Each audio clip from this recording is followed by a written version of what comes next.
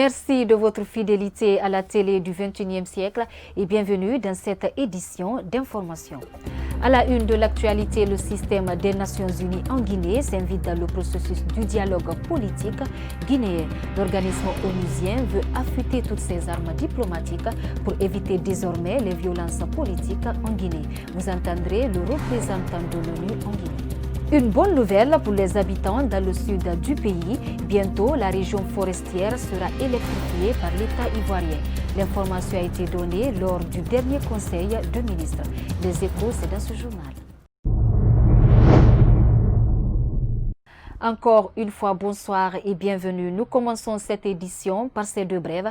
À Kankan, les jeunes manifestants qui avaient été interpellés en début de semaine dernière viennent d'être déposés à la prison civile de Kankan en attendant leur jugement. Avant d'être déférés, ils ont tous été rasés et envoyés à la prison civile. Le mouvement des jeunes pour aménagement d'un barrage hydroélectrique se prépare de son côté à mobiliser ses troupes pour une nouvelle manifestation de grande envergure, a-t-on appris ce lundi 27 juillet 2020.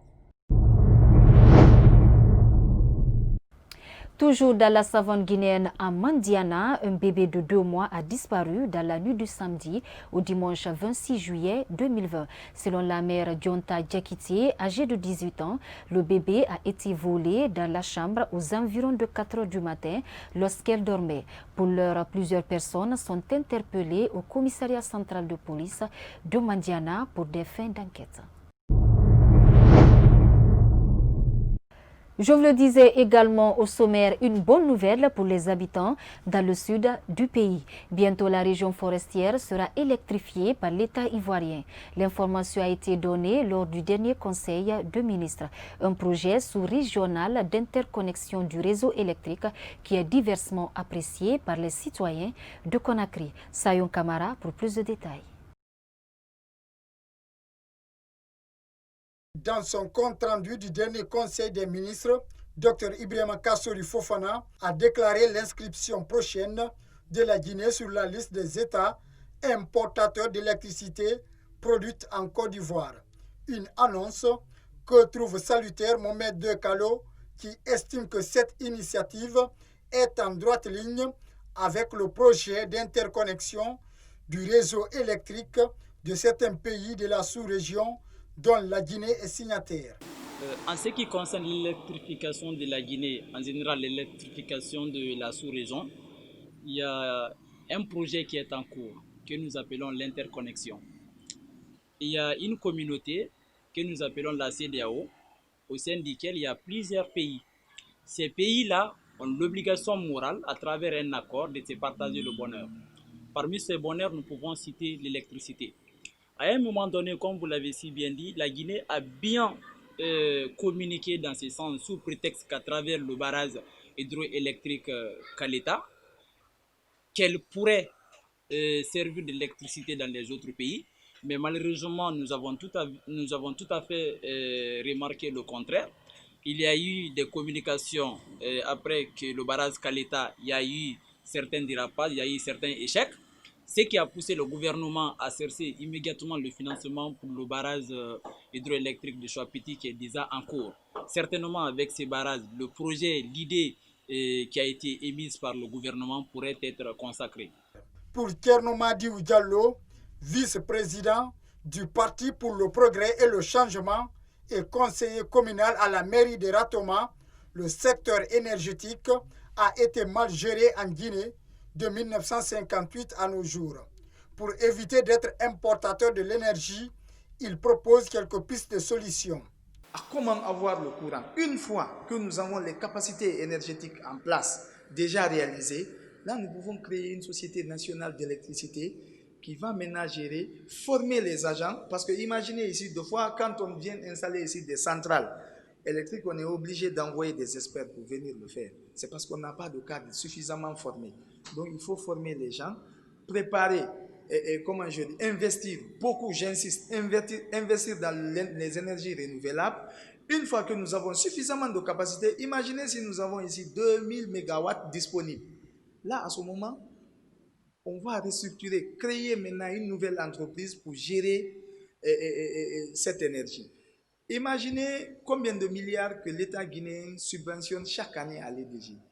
C'est un gâchis total, et alors que l'EDG peut être vraiment autonome. Dans un rapport de nos confrères du Jeune Afrique, cette prochaine inscription des États importateurs de l'électricité ivoirienne concerne la Guinée et la Sierra Leone, avec un volume de 150 gigawatts par heure chaque année pour chacun des deux pays. Ces deux pays rejoignent ainsi le Ghana, le Togo, le Bénin, le Burkina Faso, le Mali et le Libéria.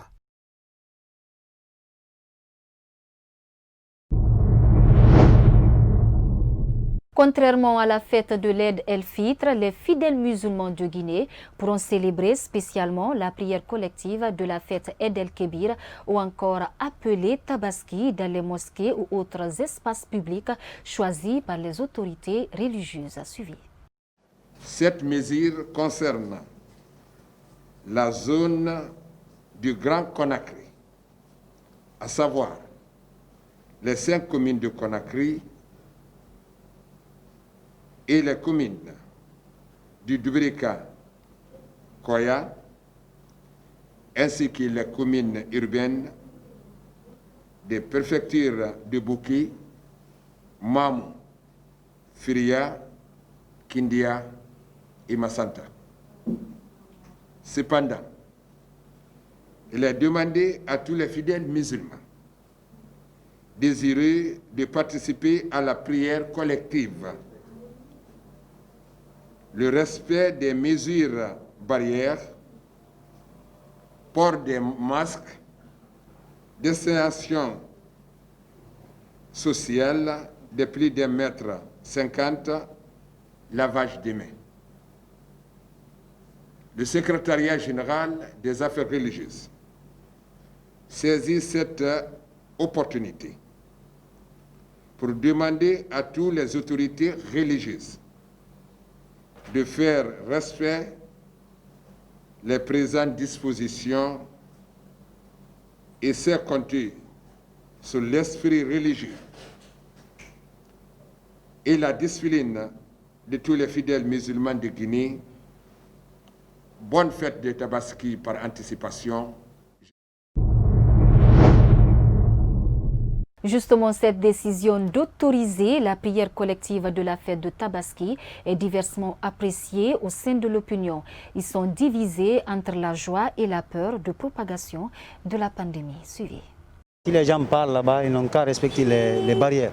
Juste de prendre exemple de faire comme un mètre seulement, quoi. De faire des mètres là pour qu'il n'y ait pas d'approchage, quoi. Bon, et de nettoyer encore les mains et beaucoup de choses encore là, à respecter. Sinon, si on n'arrive pas à le faire, c'est pas quand même bon. Parce que quand même, on va dire quand même, c'est que le président, s'il a dit quelque chose, surtout concernant cette maladie-là, tout le monde n'a qu'à prendre ça en charge. Et tout le monde n'a qu'à respecter les barrières. Sinon, c'est pas bon. Un soulagement pour nous tous, parce que c'est la religion. Bon, si les gens respectent les conditions sanitaires, la distanciation sociale, le lavage des mains, on peut s'en sortir, mais jusqu'à présent, ce que je sais, la maladie existe toujours.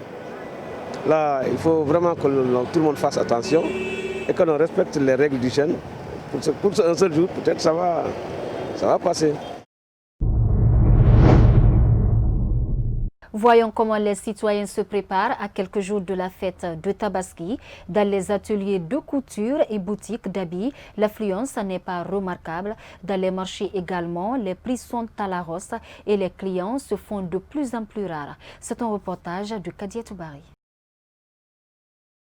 À quelques jours de la fête de Tabaski, les citoyens se plaignent de la cherté des prix d'habits dans les différents marchés de Conakry. Pour Aboubakar Saran Traoré, cette année, la grande fête risque de se dérouler sans tambour battant. Bon, pour la veille de la fête de cette année, un peu difficile. Par rapport à notre confinement, bon, le marché est un peu dur aussi. Bon, les gens n'ont pas d'argent. Bon, même moi, ce que je gagne à la veille de la fête, cette année, je n'ai pas pu tout gagner. Comme ça, vraiment ça ne va pas quand même à l'heure, ça ne va pas pour le moment. L'État doit venir au secours pour aider les femmes. Même pas les donner de l'argent, parce qu'on ne peut pas donner de l'argent à tout le monde, mais plutôt les manger, surtout la veille de la fête, là, si les gens pouvaient gagner de la viande, au moins à partager le riz, le sucre, parce que le jour de la fête, les gens ne travaillent pas. Le lendemain de la fête, les gens ne travaillent pas. Donc, si tu n'as rien à manger à la maison, vraiment, tu seras un peu gêné. Faute de moyens économiques, ces femmes respectivement vendeuses et clientes se débrouillent pour subvenir aux besoins de leurs enfants. Il n'y a pas d'achat. Sinon, en ce moment-là, ça trouverait qu'on a vendu beaucoup de balles. C'est ma première balle aujourd'hui pour voir si ça pourrait marcher. On marche en fonction de nos moyens. Ce que tu gagnes pour ton enfant, tu fais ça, car l'enfant ne connaît pas la maladie. Nous, les adultes, on peut manger et dormir sans problème.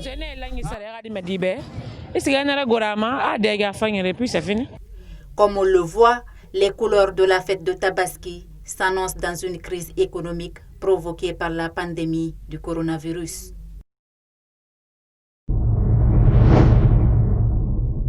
Dans le monde après le coronavirus, la Chine fait face à une nouvelle catastrophe.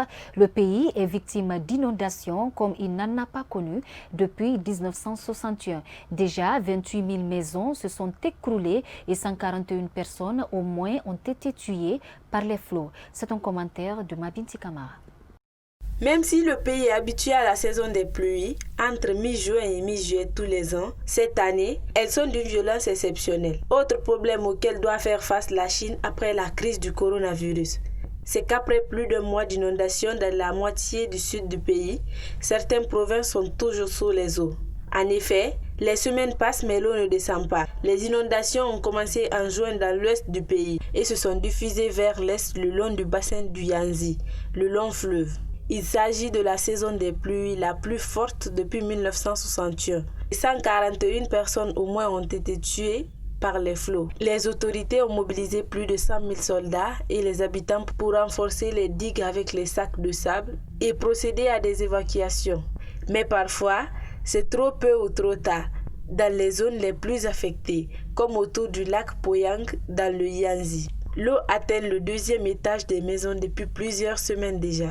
28 000 maisons se sont écroulées et 141 personnes au moins ont été tuées par les flots. La semaine dernière, les autorités ont admis que le gigantesque barrage des Trois Gorges s'était légèrement déformé sous la pression de l'eau, mais dans la limite de ce qui est normal. De nouvelles crues sont attendues cette semaine, alors que le processus pour que l'eau libère doucement les zones inondées peut prendre plusieurs mois. Voilà, ainsi prend fin cette grande édition d'information. Merci à toutes et à tous. Mais avant de se quitter, le même conseil, portez les masques, lavez-vous les mains au gel hydroalcoolique et respectez les mesures barrières. Bonne suite de programme sur la télé du 21e siècle.